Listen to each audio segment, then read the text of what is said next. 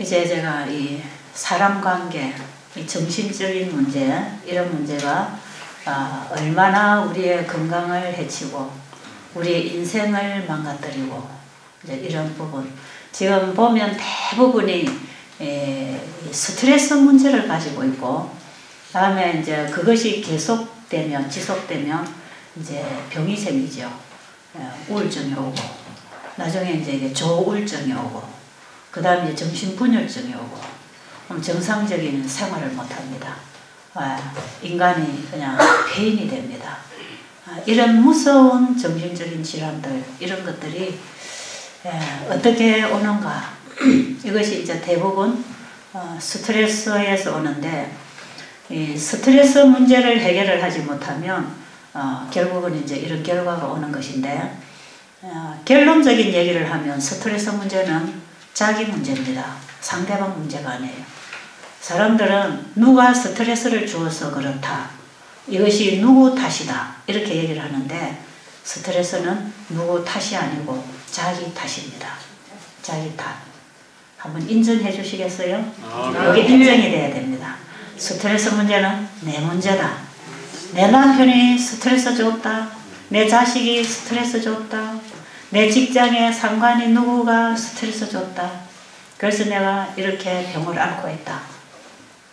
그것은 아직 정확한 진단을 못했습니다. 그 올바른 진단이 아니에요. 스트레스는 자기가 받습니다. 그래서 자기를 고쳐야 됩니다. 우리는 세상을 고칠 수 없고, 상대방을 고칠 수 없고, 내 가족을 고칠 수 없고, 내 직장 동료들을 고칠 수 없고, 세상 시스템을 고칠 수 없잖아요. 누구를 고치면 될까요? 나를 고치면 됩니다. 나를 고치고 살아야 됩니다.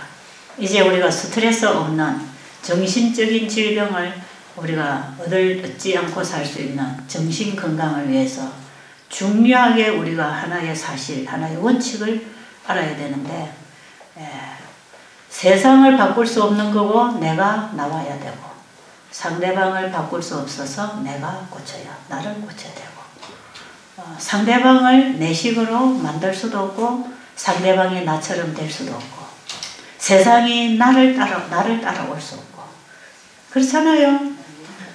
그 당연한 건데, 당연하잖아요. 그러니까 내가 나를 고치자, 내 생각을 바꾸자. 이런 부분에 있어서 우리가 확실한 진단을 내려야 되는데, 이 스트레스 문제는 주로 어디서 오는가 하면 이기심 때문에 옵니다. 이기심, 그 다음에 자기 사랑. 디모데후서 3장 1절로 보면, 말세에 고통하는 때가 이르리니 사람들은 뭘 사랑하고? 자기를 사랑하며, 돈을 사랑하며, 자긍하며, 교만하며, 해방하며, 부모를 거역하며, 원통함을 풀지 아니하며. 이런 것들이 전부 다 우리에게 스트레스, 정신적인 문제를 가져오는 이유입니다. 그게 다 그 원인이에요. 자, 그러면 사람들이 자기를 사랑하는 데서부터 스트레스가 온다. 여기서부터 갈등이 온다. 여기서부터 가정이 깨지고 질서가 깨지고 여기서부터 문제가 온다면, 자기를 사랑하는 게 이기심이라면, 그것이 모든 정신적인 질병의 원인이 된다면, 반대로 자기 사랑에서 상대방 사랑으로 바뀌어지면 해결되겠습니까? 아멘. 바로 그겁니다. 거기서 해결되는 거죠. 답은 알아. 근데 안 돼서 문제죠. 답은 아는데 안 돼서 문제잖아요. 이제 되는 방법을 가르쳐 드리기 전에 어떤 사람이 어떻게 되어졌는가, 이런 얘기를 여러분이 들으시면, 저렇게 되는 것이구나, 길을 찾게 될 것입니다. 여러분, 이런 갈등 문제 가지고 계십니까? 네. 부부 갈등. 우리 여기 신혼부부는 아직 갈등 없지요? 지금 눈이 가려져서 잘 안 보여. 아직은 잘 안 보여. 1년 좀 가야 이제 뭐 보이기 시작하지. 부부 갈등, 그 다음에 부모 자식 시간의 갈등, 고부 갈등. 우리가 살아가면서 갈등. 그 갈등이 문제다 이 말이죠. 갈등 없는 사람 있을까요? 없어요. 그런데 갈등 없는 사람 있어요. 누가 갈등이 없을까? 예? 예수님은 갈등 없어요. 아 그래요. 그건 맞아요. 근데 사람이 누가 갈등이 없을까요? 바보는 갈등이 없습니다. 바보는 갈등이 없어요. 누군가가 참 대답 잘 해주셨네요. 바보는 갈등이 있을까 없을까? 바보는 갈등 없어요. 그 다음에 또 어떤 사람이 갈등이 없느냐 하면 진짜 똑똑하면 갈등 없습니다. 그럴까요? 네. 진짜 똑똑하면 갈등 없어. 바보가 되든지 진짜 똑똑하든지 둘 중에 하나래야 갈등이 없지. 지금 갈등이 있는 사람들은 전부 다 보통 사람들이에요. 보통 사람들은 전부 갈등이 있습니다. 그럼 여러분 똑똑한 사람 될래요? 바보 될래요? 예? 어떤 사람 될래요? 갈등 없이 살려면 바보가 될래요? 똑똑한 사람 될래요? 똑똑한 사람이 되자 이 말이죠. 바보 되기는 싫죠. 예, 똑똑한 사람이 되어서 갈등이 없어야 되는데 똑똑한 사람은 어떤 사람인가? 그게 바로 하나님을 제대로 아는 사람. 하나님의 가르침을 배우는 사람. 그 가르침에서 지식을 가진 사람. 진짜 똑똑한 사람이에요. 그렇겠습니까? 진짜 똑똑한 사람은 하나님의 가르침을 받은 사람이 진짜 똑똑해요. 그래서 하나님의 말씀에서부터 가르침을 받고 이제 뭔가 분별을 할 줄 알고 거기서부터 자기가 생각하고 결정하고 살아야 되는데 하나님 말씀에 보니까 사람이 고통을 당하는 것은 자기를 사랑해서 그렇답니다. 자기를 사랑해서. 그러면 어떻게 할 때에 자기 사랑하고 산 게 잘못된 걸 알고 바로 잡을 수 있을까? 그 자기 사랑에 빠져서 우울증, 정신적인 병을 앓고 있는 사람을 치료하는 처방은요. 아무리 상담사 찾아가도 안 되고 정신과 약을 갖다 먹어도 안 되고 기분 전환을 하려고 노래방에 가서 노래를 불러도 그건 일시적입니다. 근본적인 치료가 안 돼요. 이 이기심, 자기를 사랑하는 이 마음을 고쳐야 문제가 해결이 되는데 이기적인 생각을 가지고 있던 내 마음자리에 이타적인 생각이 들어올 수 있도록 뭔가를 받아야 돼. 자기는 안 돼. 우리 인간은 100% 죄인이기 때문에 100% 이기적으로 흐릅니다. 그게 죄와 사망의 법이 우리를 주관하고 있기 때문에 그렇습니다. 근데 우리 안에 예수님이 들어오시면 성령의 생명의 법이 죄와 사망의 법에서 해방했다 그랬어요. 성경절 어디 있는지 아는 사람? 로마서 8장 1절로 4절 내용입니다. 자, 그러면 자기를 사랑하는 그 마음, 결국은 자기를 사랑하고 그 이기적인 정신으로 자기 좋을 대로 살아갈 때에 다 망가집니다. 전부 다 망가집니다. 가정을 세우고 가족을 세우고 이웃을 세우고 친구를 세우기 위해서는 상대방 입장에 서줘야 됩니다. 그렇죠? 배려하고 봉사하고 도와주고 필요를 공급해주고 상대를 생각하는 거기서부터 다시 화목이 이루어지고 하나가 되는 것이에요. 자기 좋을 대로 자기 욕심대로 자기 하고 싶은 대로 그래서 자기가 하고 싶은 대로 하려고 가족도 팽개치고 누구도 팽개치고 내 좋을 대로 살면은 되겠습니까? 다 잃어버립니다. 가정도 잃어버리고 가족도 잃어버리고 자녀들도 뭐고 다 잃어버립니다. 다시 하나로 연합하는 것은 상대를 위하여 봉사하고 도와주고 상대방의 입장에 서서 이해해주고 배려해주고 봉사해주고 나를 위하여 살지 않고 상대를 위하여 살아줄 때 그때에 하나로 연합하게 되어 있습니다. 자, 참 어려운 지경에서 예수님을 만나고 변화된 사람 얘기 제가 한번 해드릴게요. 성서의학책에 읽어보면 제가 거기도 그분 글을 쓰면서 제가 그분 얘기를 기록을 해놓은 게 있는데 여러분이 아마 성서의학을 잘 읽어 나가시다 보면 앞에 간증을 읽으시면 아 이런 병도 다 낫네. 그러니까 나도 한번 해보자 이런 확신이 들 것이고, 그 다음부터는 어떻게 치료되는가 하는 치료 원리를 잘 설명을 하고 있고, 그 다음에 정신건강에 가가지고 올바른 인간관계에 들어가서, 이 정신건강에 들어가서 여러분들이 거기 있는 내용을 잘 읽어야 됩니다. 이제 제가 오늘 내일 얘기하는 내용이 그 속에 있는 내용이에요.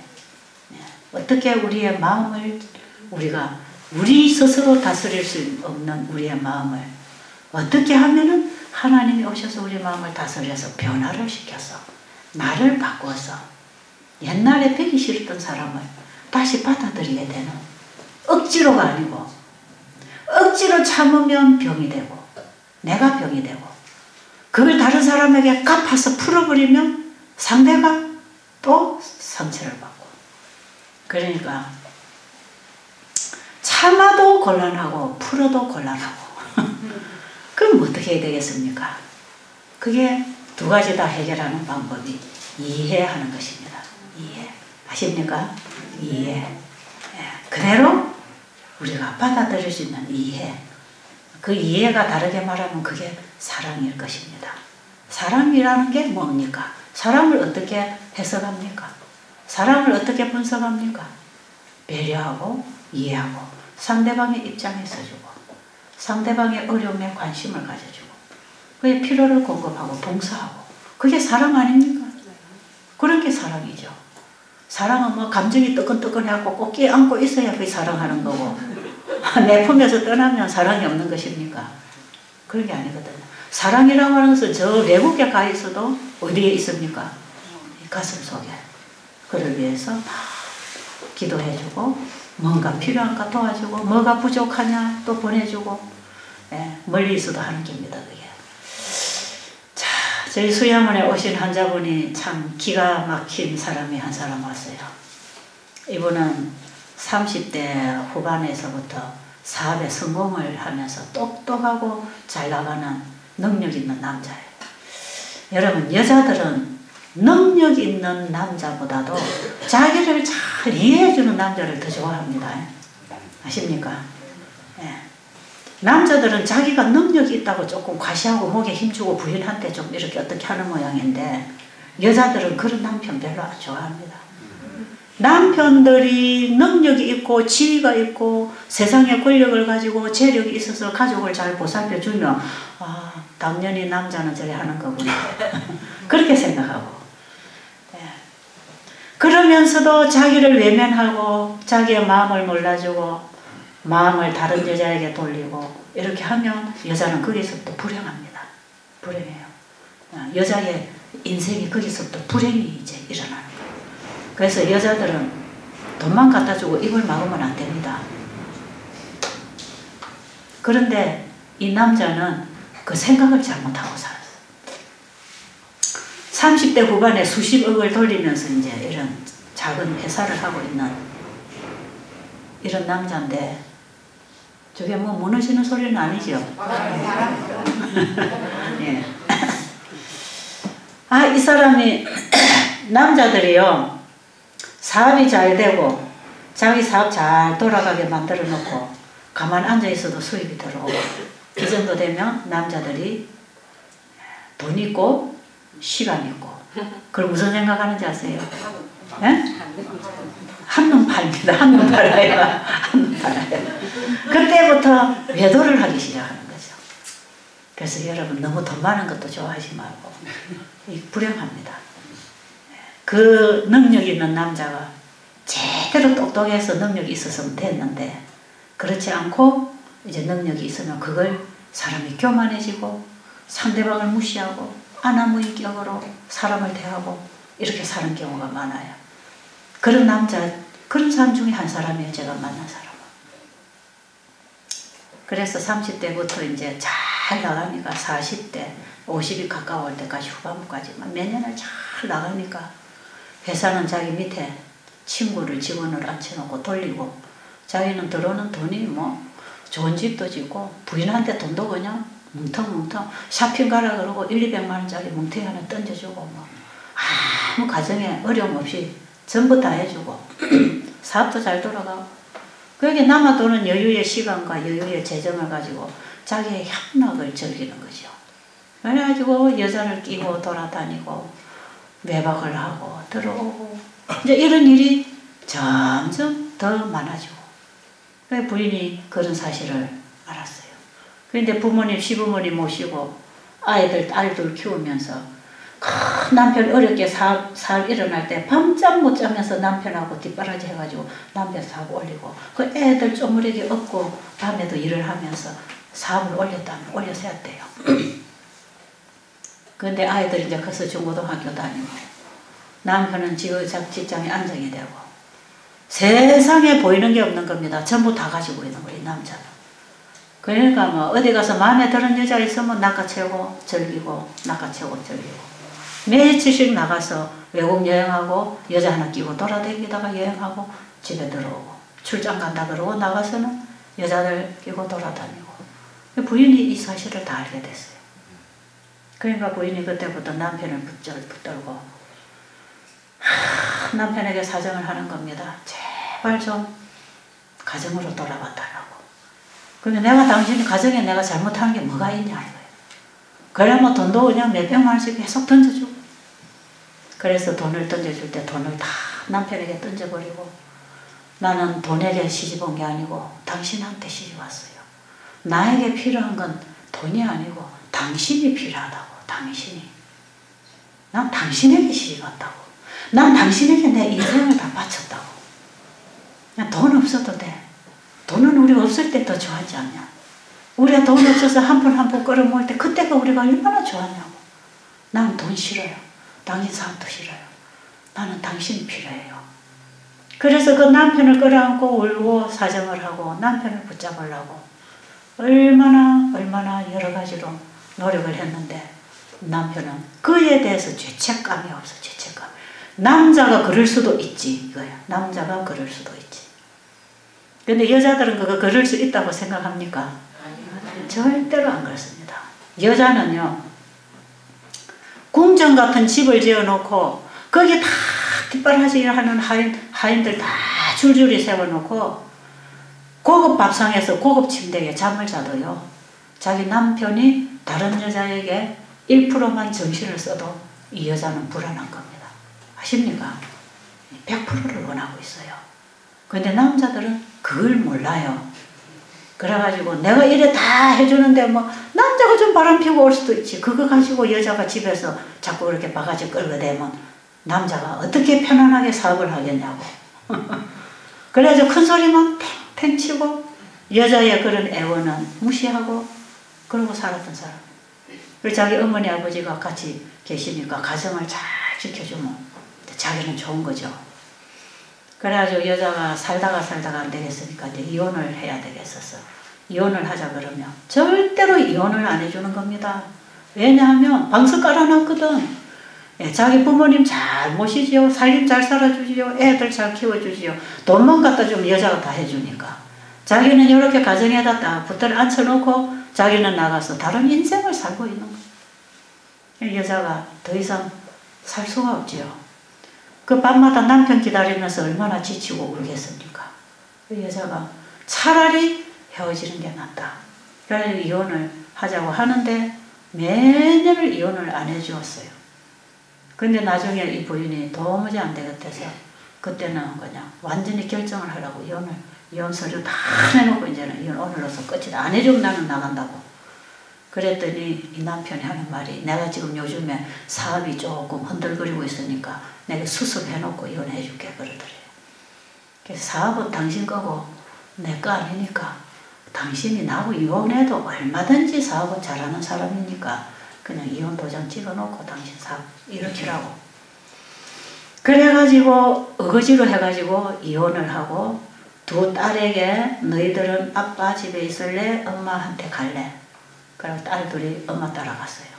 그래서 나가버렸어요. 그런데 그러고 돌아다니는 사이에 사업을 밑으로 다 자금을 빼낸 줄을 몰랐어요. 그 친구라고 하는 믿고 앉혀놓은 그 자리에 친구가 이 친구 돌아다니는 길이 어디에서 뭐 하는지 다 알고 있는 이 사람 전부 다 빼냈어요. 빼낸 것만 문제가 아니라 물건 들어오는 것까지 그걸 전부 다 외상으로 전부 들이보내가지고 부도를 내버리는 거예요. 예, 그래가지고는 나중에 보니까 이 친구는 어디로 또 날아가 버리고 없고 사업은 수습하려고 보니까 빚더미에 다 올라앉아 있는 거예요. 그래가지고 뭐 갑자기 사업은 무너져 버리고 집에까지 전부 차압이 다 들어오고 어느 날 갑자기 다 날아가 버렸어요. 그러니까 그 아버지가 고혈압이 있었는데 하루아침에 손녀딸 며느리 다 나갔지요. 사업이 망가지죠. 집이 다 날아가 버리죠. 너무너무 충격을 받아가지고 이 노인네들이 그 아버지 고혈압 환자가 쓰러졌어요. 그래서 병원에 가서 고혈압으로 쓰러져 버렸는데 누워서 대소변을 이제 받아내는 겁니다. 그 어머니는 병원에 가서 또 뒤수를 하죠. 집에 아무도 없어요. 그래서 다 집은 깨져버리고 건물 집은 전부 다 잡아가 버리고 은행에서 가져가 버리고 이래가지고 이 사람이 결국은 혼자 남게 됐는데 자기 소지품 몇 개 챙겨가지고 이 사업을 다시 일으키려고 서울에 어느 지하실 반지하실 방 한 칸을 새 방을 얻어가지고 들어갔어요. 하루아침에도 이렇게 될 수 있을까요? 참 돈이라는 건 믿을 것만 됩니다. 그거 날개가 있어 날아간다 그랬어요. 잘 지키고 관리하는 게 참 중요합니다. 그리고 이 돈이라는 것은 필요적절하게 쓸 때 가치가 있는 것이지 잘못 사용하면 망하는 게 돈입니다.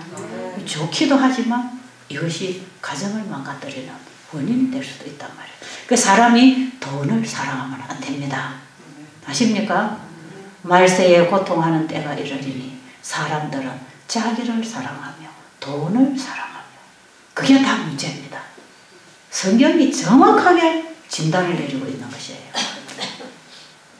그래가지고 새빵살이에 이제 월세방을 하나 얻어가지고 거기서 수습을 하려고 이제 도망간 친구를 찾으려고 얼마나 수소문을 해도 깜짝같이 사라져 버렸어요. 잡을 길도 없고 수습은 안 되고 그래가지고 하루 종일 돌아다니다가 안 되면 술 마시고 술병 들고 방에 들어와서 계속 소주 그거 둘러 마시고 취해가고 잠자고 일어나면 또 나가고 그걸 4년을 했답니다. 그걸 4년 동안 하는데도 아무것도 되는 게 없었어요. 그래가지고는 항상 잠을 자면 술에 취해야 잠을 자고 그래서 술 취해서 입에서 나오는 말은 이 두 여자하고 남자 이것들 잡아 죽여야 된다 이거죠. 자기 버리고 도망간 이혼한 자기 부인하고 그 다음에 돈 가지고 나간 친구 이 둘만 잡아서 자기가 이걸 해결을 해야 된다고 생각합니다. 그런데 일단 이 친구를 잡아야 되는데 이 친구가 안 잡히는 겁니다. 그래가지고 잠자면 잠들 때까지 고래 두 사람 욕을 하면서 그러고 잠이 들었대요. 그러다가 보니까 배가 자꾸 불러오고 살이 자꾸 빠지고 발등도 붓고 그래가지고 병원에 검사를 받으니까 간암 말기 한 달 살기 어렵다 그러더래요. 그 친정 여동생이 이제 그 병원에를 갔어요. 보호자로. 아버지는 퇴원을 해서 동생 집에 가서 어머니가 또 간호를 하고 못 걸어 다니니까 중풍이 왔으니까. 그 여동생 결혼해서 시집가서 아이들 낳고 키우고 사는 여동생이 오빠 병원에 와서 이제 간호를 하고 있는 거예요. 근데 병원에서 더 해줄 거 없으니까 퇴원을 하라 그러더래요. 가서 한 달 살지 못 살지 모른다고 그냥 퇴원하라 그러더래요. 그래가지고는 퇴원을 하라 그러는데 퇴원할 집이 있어야지. 시부모님하고 사는 여동생이 자기 집에 데리고 갈 수도 없고 그 지하실 단칸방에다가 그 환자를 갖다 눕혀 놓을 수도 없고 오갈 데가 없는 거예요. 이 환자가. 그런데 이제 이 친구들 사이에 어떤 사람들 알아가지고 배대수양원에다가 갖다 놓으면 된다고 그랬답니다. 거기는 뭐 돈 달라 소리도 안 하고 뭐 나가라 소리도 안 하고 뭐 다 갖다 놓으면 된다 그러더래요. 그래가지고 이 여동생이 이제 차를 타고 와가지고 여기까지 왔어요. 와가지고 자기 오빠를 딱 내려놓고 가려고 그러는 거예요. 그래서 내가 가만히 환자를 보니까 얼굴이 시커멓고 흑달이 오고 눈도 노랗고 황달이 오고 배는 복수가 볼록하고 발등까지 통통하고 이런 환자는요, 이 복수가 있는 환자는요, 언제 내 혼수가 와서 갈지 모릅니다. 이런 사람 혼자 두면 안 돼요. 이런 사람 24시간 보호자가 지켜야 돼요. 그래가지고 만약에 이 복수가 안 나가고 이러면은요, 이 혼수가 오면은 병원에 가야 됩니다. 그래서 환자를 보니까 혼자 둘 환자는 아니에요. 그래가지고 제가 환자 보호자가 없으면 이 환자를 우리가 못 받으니까 보호자가 옆에 있어야 된다고. 그랬더니 이 여동생이 붙들릴 수밖에 없잖아요. 그 시가집에다 전화를 해갖고 며칠 동안만 좀 애들 이래 해놓고 동생이 이제 여기 있게 됐죠. 그래가지고 있는데 그날 저녁에 이제 예배를 드리는데 이 사람이 맨 앞에 앉아가지고 이 노래를 부르고 있는데 그 노래가 그때 무슨 노래를 부르냐 하면요. 세상에서 방황할 때 나 주님을 몰랐네. 이 노래를 부르면요. 환자들이 대부분 회개합니다. 회개. 근데 그 노래를 부르는데 이 사람이 줄줄 눈물을 흘리고 앉아서 우는 거예요. 그 노래를 부르고 있는데. 그리고 또 다른 노래를 부르는데 또 울어요. 그리고 또 제가 강의를 하면 또 울어요. 오늘 저녁에 첫날부터 울기 시작하더니 한 일주일까지 계속 시간마다 울어요. 이 사람이. 참 이상하다. 이 사람이 한이 많은 사람인가 죄가 많은 사람인가. 어쨌든 죽는 게 서러워서 우는지 어쨌든 울어. 그래서 이분이 자꾸 운다 생각만 했는데 한 일주일쯤 된 후에 제가 이제 이 위에 집 한 채 있는데 여기가 그때의 채소밭이었어요. 그 앞에 잔디가 있는데 그 마당에 차 세우는 자리가 잔디밭인데 거기에 이제 의자가 이렇게 몇 개 놓여서 환자들이 거기 앉아서 햇볕도 쬐고 그러는데 제가 이제 점심시간에 상추를 뜯으려고 그 밭에 가다 보니까 그 앞에 잔디밭에 햇빛을 쬐고 다 이분이 앉아 있어요. 얼굴이 새까매가지고. 그래서 이제 제가 이렇게 지나가다가 인사를 했죠. 좀 어떠세요? 하니까 좋습니다. 그러면서 자기가 막 이 얘기를 자꾸 하려고 그래. 그래서 얘기를 하는데 뭐 얘기를 들어야 돼서 서서 듣다가 안 되겠어 옆에 의자에 앉았어요. 근데 자기가 여기까지 오게 된 얘기를 쭉 하는 겁니다. 앉아가지고. 그래가지고 제가 이제 얘기를 듣다가 보니까 이 얘기가 너무 중요한 얘기라. 그래서 제가 상추 뜯으러 못 갔어요. 1시간을 듣고 앉아있는데 아니 북에서 우리 딸이 밥을 하다가 엄마 상추 갖고 오라고 지금 점심 차려야 되는데 상추가 안 온다고 기다리고 있다고 막 불러대는 거예요. 그래서 제가 야 오늘 내 상추를 못 뜯었다.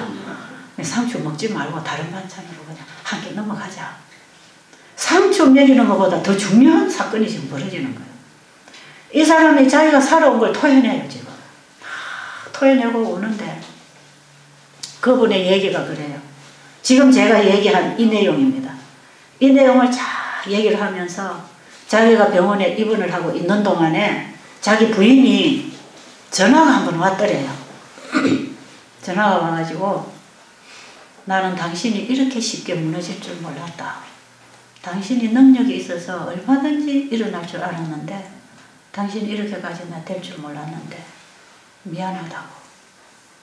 그러면서 지금이라도 내가 당신 병원에 가서 간호를 좀 해주고 싶은데 가도 되겠냐고 전화가 왔더래요.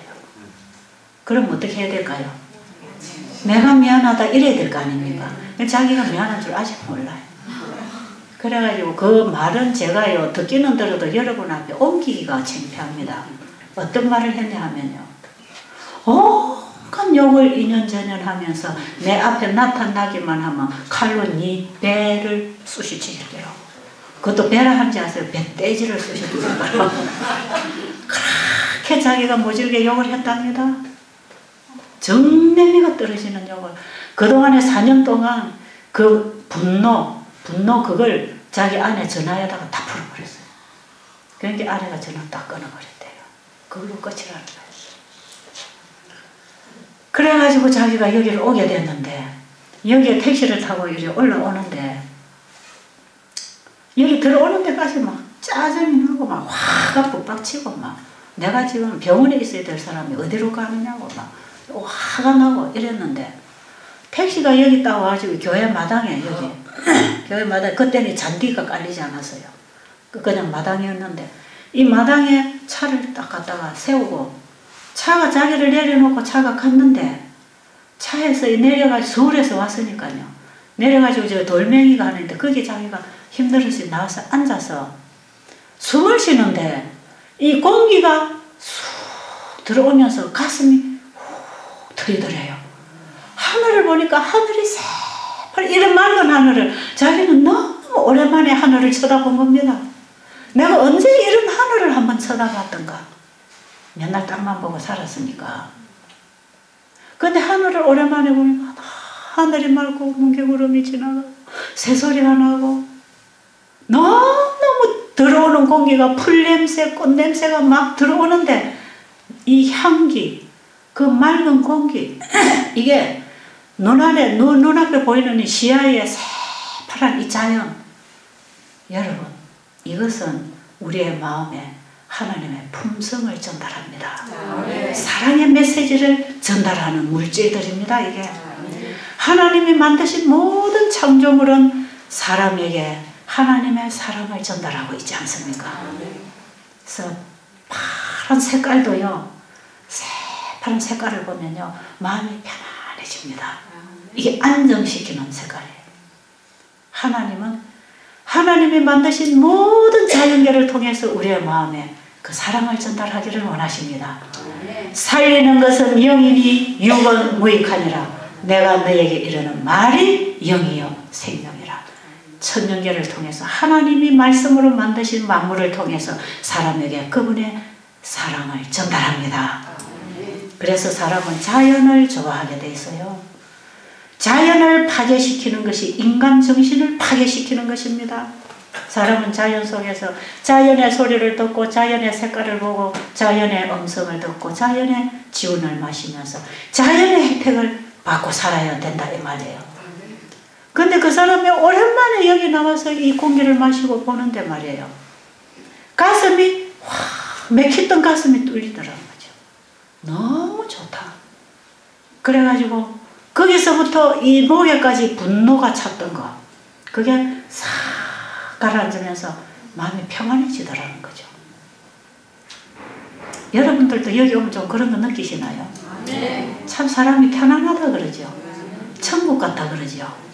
그게 이 분위기에서 여러분에게 주는 메시지입니다. 그게 와요. 그래서 제가 이런 장소를 찾으려고 참 많이 기도하고 헤매다가 이걸 받게 된 것입니다. 여기 오면 이 소나무들이 있고, 이 주변이 얼마나 여러분에게 좋은 산소를 주고 좋은 색깔을 주고 있습니까? 이게 우리 환자들에게 건강을 회복하는 치료제들입니다. 하나님은 이런 치료제들을 사용해서 우리를 고치신다 이 말이에요. 그런데 이런 거 떠나서 여러분이 뭘 먹고 살라고 합니까? 잘 안 돼요. 이 사람 가슴이 탁 터지더니 그날 저녁에 세상에서 방황할 때 나 주님을 몰랐네. 이 노래를 4절까지 부르는데 전부 구구절절이 자기 노래들합니다. 이게 나중에 이 노래 한번 불러주면 참 좋겠어요. 그 노래책에 있습니까? 예. 구구절절이 이게 자기 노래예요. 끝까지 자기 노래. 그 노래를 부르는데 죄가 전부 다 나오는 겁니다. 그래서 죄를 눈물로 쏟아낸 거예요. 그분 얘기를 듣고 보니까. 그러면서 이 죄가 다 나가고, 죄가 나가면서 자기 안에 새로운 생각이 들어왔잖아요. 회개하라, 내가 용서해 주마. 그 말씀 속에는 내가 너에게 새 마음을 주겠다 하는 허락입니다. 아십니까? 자기의 죄를 회개하고 토해내는데 그 자리에서 새 마음이 일어나는 거예요. 여러분 지금 금식하니까 노폐물이 나가고 그 자리에 세포가 새로 살아납니다. 그 세포가 바뀌잖아요. 그 체질이 바뀌는 얘기거든. 육체적인 법칙하고 영적인 법칙이 동일합니다. 그래가지고 이 사람의 죄는 다 토해내고 그 자리에 예수님 마음이 딱 들어오거든. 하나님의 말씀이 들어오기 시작하는 거예요. 하나님의 말씀은 하나님의 마음을 담고 오지 않습니까? 내 말은 내 마음, 내 생각을 표출시키는 거 아닙니까? 하나님의 말씀은 하나님의 품성을 전달하는 것입니다. 그 하나님의 말씀을 자꾸 받아들이고 깨우치고 배우고 잘못한 걸 버리고 해결을 하니까 내 마음에 하나님의 마음이 일어나는 거 아니겠어요? 마음이 바뀌었어요. 그래가지고 자기 잘못을 깨닫고 그것을 저에게 고백을 했단 말이에요. 하나님 앞에는 이미 다 토해내고 저한테 그분이 모태로 천주교인이라 그럽니다. 교회를 그냥 천주교만 왔다 갔다 한 사람이죠. 그래가지고는 그 사람이 또 눈물을 막 흘리면서 내가 하나님 앞에는 다 해결을 했는데 내 아내에게 해결을 하고 싶은데 내 아내에게 용서를 받고 죽어야 되겠는데 내 아내를 다시는 만날 길이 없다고.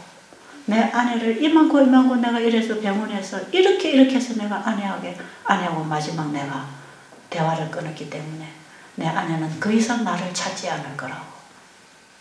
내가 죽기 전에 내 아내를 만날 수만 있다면 나는 그 여인에게 회개를 하고 용서를 받고 내가 죽어야 된다고. 그 얘기를 하면서 눈물을 쭉쭉 또 흘려요. 그래요. 참 귀한 영혼이 하나 새로 탄생하고 있는 것입니다. 참 이뻐요. 그런 사람 보면 꼭 안아주고 싶어. 가장 이쁜 사람이 예수님 앞에 굴복된 사람입니다. 예수님 앞에 딱 깨지면요, 인간이 도달할 수 있는 최고의 지점에 갔다는 것입니다. 그게. 우리 인간이 갈 수 있는 길이 십자가입니다. 십자가 앞에 가서 무릎 꿇어질 때에 참으로 아름다움이 나옵니다. 그런 회개. 저는 이런 사람들 참 많이 봤어요. 그래서 제가 그 사람 손을 꼭 잡고 기도를 해주고, 그래요, 부인 만나고 싶어요. 만나게 해줄게요. 그래가지고 제가 내려와가지고 방명록에 전화번호를 보니까 자기 동생 집 전화번호가 있어요. 제가 전화를 했어요. 전화를 당장 해가지고 하니까 자기가 뭐 받더라고요. 그래서 내가 이분이 와 있는 이곳인데 그 부인을 좀 찾아야 되겠는데 혹시 처갓집이나 부인 전화번호 알면 좀 가르쳐달라 했더니 그 부인의 전화는 모르고 처갓집 그 장모님 되는 사람 전화번호를 한참 찾더니 하나 찾아다 줘요. 그래서 제가 그 장모님한테 전화했어요. 여기 이러이러한 사람이 와 있는데 지금 이렇게 마음의 변화가 일어났고 자기 부인을 한번 만나서 용서를 구하고 이제 얼마 살지 못할 건데 용서를 받고 싶어 합니다. 그랬더니 연락이 되겠습니까 했더니 예 알았습니다 하더니 그대로 전화 끊어버리더니 오후에 저녁 때쯤 되니까 아이 2명하고 부인이 왔어요. 부인이 와가지고 이제 찾기를 제가 저 방에 있다고 가서 만나보라고. 그래 놓고는 이제 끝났는데 저녁 집회 시간이 됐어요. 저녁 집회 시간에 또 이 사람 또 앞자리에 와서 다 그 자리에 앉았어요. 가족이 또 같이 앉았어요. 그래가지고는 제가 이제 강의를 시작을 하려고 하는데 원장님 강의하시기 전에 제가 조금 좀 얘기 좀 할 얘기가 있는데 괜찮겠습니까? 괜찮다고 나오시라고. 그래 이 사람이 나와서 얘기를 하는데 저한테 했던 얘기를 자꾸 하면서 자기 부인을 만나며 무릎을 꿇고 용서를 받고 싶었는데 갑자기 나타나서 아직 무릎을 못 꿇었대요. 그러면서 너무너무 미안하다고 자기 딸 둘에게 사과하고 자기 부인에게 사과하면서 그 자리에서 여기서 무릎을 꿇는 거예요. 여기서 무릎을 꿇으면서 용서해라고 우는 거예요. 그런데 여기 있던 그 몇십 명 되는 사람들이 전부 다 울었어요. 그리고 간증을 마치고 자기 딸 둘도 울고 부인도 울고 부인이 한마디 하겠습니까? 하니까 안 한대요. 그래가 그 소리를 듣고 그때만 해도요 지금처럼 이렇게 한 방에 2명씩 있는 때가 아니고 방은 작고 사람은 수십 명이 들어오니까 한 방에 10-10명씩 이래 있었거든요. 지그재그로 자야, 지금 여러분 저런 방에 10명은 자야 됩니다. 그렇게 옛날에 있었잖아요. 옛날에 오신 분들 알 거예요. 그런데 그렇게 잘 때 병이 어찌 그리 잘 낫는지 참 보름 주고 또 나오네 저거. 그거 꺼버리세요. 자꾸 헷갈려 지금이 중요한 시간이에요. 지금 여러분들의 문제가 있을 것입니다. 병이라는 게 그냥 오는 게 아니에요. 그래가지고는 이 사람이 그 해결을 하고 이 과정을 보고 있다가 이 사람 저 10명도 넘게 여러 사람 모아 자는 방이 있는데 이 뭐 화장실도 못 가고 못 움직이는 사람, 밤낮 통증이 오는 사람, 그 독방을 부부간에 독방이 있었는데 그 할아버지 독방이 있었는데 그 할아버지가 저 뒤에 앉아 계시다가 오늘 저녁부터 내 방을 저리 이렇게 내가 바꿔줄 테니까 저 부부를 내 방에다가 신방을 차려주라 그래요. 그래서 방을 옮겨줬습니다. 그래갖고 딸 둘하고 동생은 그 뒷날 가버리고 두 부부가 여기서 지내게 되지요. 여러분, 그 배가 튀어나와가지고 허리가 옆구리가 아파가지고 이러고 걸어 다니는데 자기 동생이 이래 잡아주는 것보다 부인이 와서 잡아주니까 얼마나 보기가 좋아요. 참 그게 아름다워요. 여러분이 병들고 이렇게 아플 때에 옆에 부부가 같이 있다는 거, 그거 얼마나 행복한지 모릅니다. 근데 대부분 보면 혼자 오는 사람들이 많아. 혼자. 근데 혼자 올 사연이 있겠지만 남편이 이렇게 죽게 될 때에 혼자 오는 사람은 평상시에 가족을 제대로 살도록 안 해놨기 때문에 부인이 일터에 가서 뛰어야 되니까 그런 경우도 있고, 어떤 경우는 빨리 죽었으면 좋겠다는 남편이기 때문에 혼자 오는 사람들이 많습니다. 젊었을 때 바람이나 피우고 가족들 돌보지 않고 술이나 먹고 와서 땡깡 부리고 온 가족을 힘들게 하고 살아간 그 인생, 병들면 보면 제가 갖다 버리려 합니다. 다 버리라 그래요. 그 누가 돌아봅니까? 안 돌아보지요.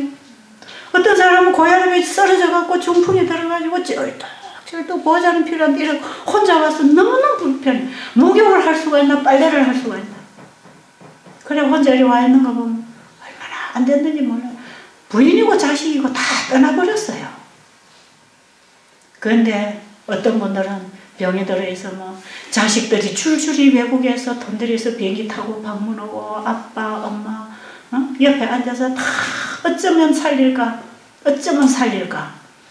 여러분, 가족이 나를 어쩌면 살릴까 하는 사람은 그 사람 인생을 잘 산 사람이고, 빨리 죽었으면 좋겠다는 사람은 옆에 사람 괴롭히고 사는 사람.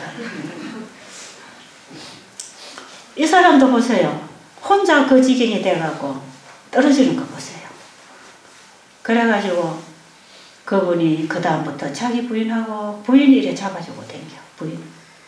그래가지고 사람들이 전부 그 집 부부만 쳐다봅니다. 이제 어찌 지내나. 그래가지고 한 번은 등산을 갔다 오더니 어떤 부인이 와서 그래요. 그 부부가요 저 삼중턱에 앉아서 아까부터 얘기하고 있어요. 무슨 얘기하는지 좀 듣고 싶은데 들을 수가 없어서 왔다고. 궁금한 겁니다. 둘이서 무슨 얘기하나. 그래가지고 나중에 이 사람들 얘기를 들어보니까요, 서로가 다시 연락을 하는 거예요. 서로. 옛날에는 나에게 필요한 당신을 기대했는데 이제는 내가 살아있는 동안에 어떻게 당신을 위해서 좀 잘해줄까. 그 다음에 부인은 당신이 살아있는 동안에 내가 그동안에 못한 거 좀 어떻게 사랑해줄까. 두 사람이 서로를 위해서 다시 만난 거예요. 아유, 그런데 그 남편이 얼마 지나니까요, 이게 한 달이 빠지더니 복수가 빠지더니 생글 그냥 힘이 나더니 이 복수가 다 빠지고 나니까요, 이 갈비뼈 밑에가 주먹만한 게 툭 붉어져 있어요. 간이 커가지고요, 술을 많이 먹고 경하고 오고 암이 와가지고 이게 간이 툭 붉어져 갖고 한 번은 앉았다 또 나와가지고 또 간증을 여러 번 했어요. 배를 이래 쑥 옷을 끄집어 올리더니 이거 보시라고. 이거 전부 다 이기심 덩어리입니다. 이기심 덩어리. 내만 좋자고 내만 누리자고 다른 사람 괴롭히고 다른 사람도 나를 괴롭힌다고 떠난 사람 그것도 죽이려고 욕을 하고 원수를 지고 살았어요. 이게 전부 이기심 잿덩어리. 요게 뭉친 게 이만큼 뭉쳤어요. 그런데 그 얘기를 하는데요, 한 개도 이 사람은 안 창피한 겁니다.